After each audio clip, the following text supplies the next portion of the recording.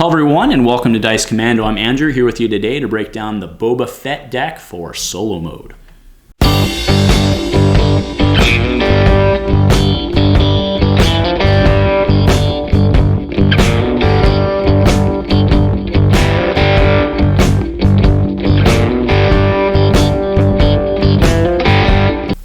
Alright guys, so Boba Fett, as you can see, he is the easy level for the solo mode that we've developed. But there's a couple really cool things I think going on with Boba. He plays slightly different than Maul. I mean, not fundamentally, obviously. He as a hero does the same thing. In fact, let's go ahead and look at him as a hero. His ability is the same thing, right? That's functionally how this engine works. But he has some cards that like him stand out and do a couple different things than just Maul playing a card every time. So let's look at Boba. So he has 18 health, which is a little lower, but you'll see why that low may not actually be as low in a second. So he has 2 gun, 2 gun, 2 indirect, 2 discard, which is rough, 2 shield, and then the blank. And then, of course, he has the standard boss ability, which is if basically every round he'll try to play a card from the deck. If there's not a card in the deck, he'll claim or pass to end the round. All right, so his plot is well armed. This lets him start with his gun. So lets him start with Boba Fett's rifle, which is 1 gun, 2 indirect, discard, and discard. And this has the standard boss disclaimer of if it is discarded, it has to leave play, right? So if you vandalize it, it can't go back into the boss discard pile. It gets shuffled into the boss discard deck because then it messes everything up. Okay? So next, and this is where he starts to differ a little bit, is he can actually play equipment on himself from the deck. So this is the wrist mini rocket. It's very, very similar to Boba's laser that exists from Covert Missions. So 1 gun, 1 gun, 1 gun, 1 indirect, 1 indirect. A very good little weapon for 0 cost. Don't you wish you could actually play this, right? But when this card played, attach it to Boba.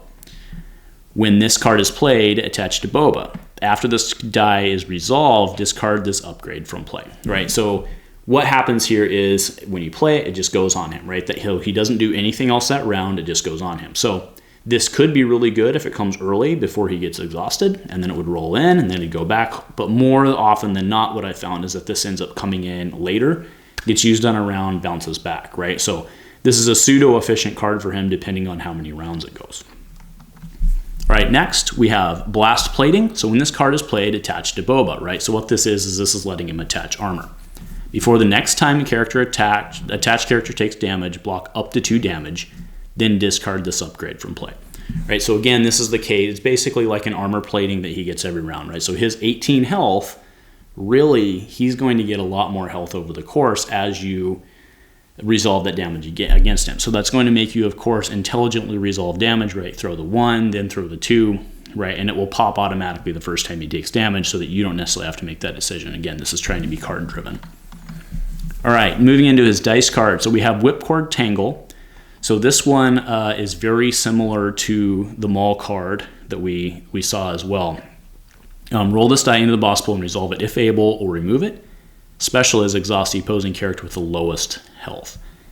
2 disrupt, 1 discard, 2 discard, special. I thought that card worked really well in Maul. I thought it applied really well here as well with him doing the whole thing with Luke.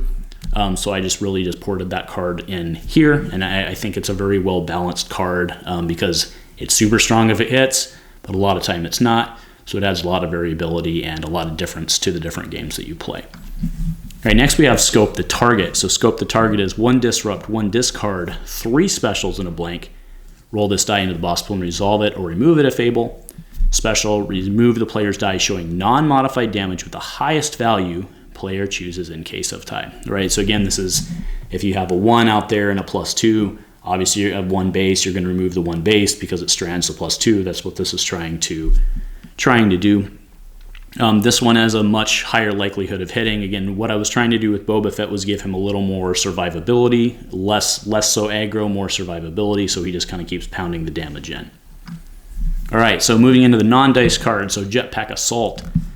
If Boba Fett's exhausted, discard this card and play another from the boss deck. Activate him, then resolve all dice in the boss pool showing ranged 1 by 1 against the opposing character with the most health. So this is a card that if it hits early and he rolls well can be pretty impactful, but a lot of times is not going to be so, and that's why he actually gets to play another card if this one doesn't work. Okay, but this is essentially like an instigate or something like that. Next is Capture the Mark. So this card had to go through a couple revs to make sure that it worked perfectly. But Boba Fett is not exhausted, activate him. Resolve all dice in the boss pool showing indirect damage. Resolve all dice in the boss pool showing range damage against the opposing character with most health. So I want to be very clear here, there are no thens on this card.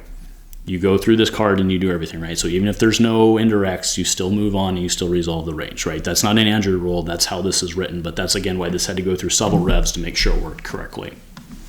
All right, next we have Wise Hunter. If Boba Fett's not exhausted, activate him. Resolve all non-damage dice in the boss pool one by one if able, then reroll all dice not showing damage, right? This card is very similar to, actually all three of the bosses have a card like this where they get their other stuff off the table. Sometimes I found that this card can actually be worse because it'll dump your hand. Dump your hand, or all of a sudden they get 3 shields. It's rough. Then we have Intimidating Reputation, perhaps my favorite art of all the cards. Boba's not exhausted, activate him. Deal indirect damage equal to number of dice in the boss pool showing damage. Then reroll all dice not showing damage, right? So this is just a win-win for him. If he has dice in the pool showing damage still, he gets to deal indirect for them, does not get to resolve them. If he doesn't, he gets to reroll. All right, so that is it for Boba. So again, he's the easy mode. So the reason he's the easy mode is even though he has more survivability, it lets the game go longer, which will naturally favor you as the player because you get more decision points and you don't just like suddenly lose a character, right? So Boba Fett's definitely easier than Maul. It's just less total damage output, but it doesn't mean he's super easy, and I think he's a lot of fun to play. I actually really like the design on this guy. So let me know how your guys' experience with solo mode is going, and if nothing else, go Commando.